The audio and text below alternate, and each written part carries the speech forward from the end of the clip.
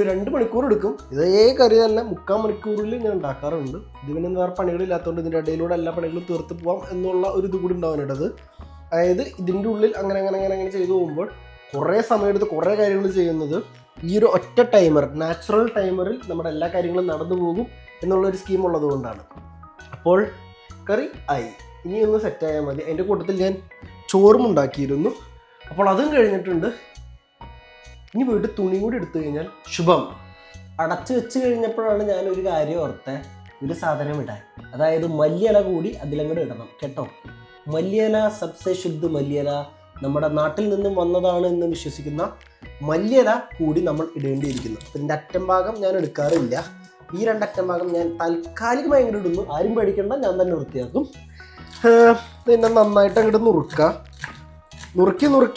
നുറുക്കി മൊത്തം നുറുക്കാൻ നിന്നാൽ ശരിയാവില്ലല്ലോ.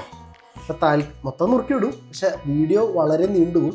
അതുകൊണ്ട് കുറച്ച് മല്ലിയില നുറുക്കിയത് ഇങ്ങനെ എടുത്തിട്ട് നമ്മുടെ അതിസുന്ദരമായ സുമുഖനും സുശീലനുമായ നമ്മുടെ കറിയിലേക്ക് വെഞ്ചരിച്ചിടുക.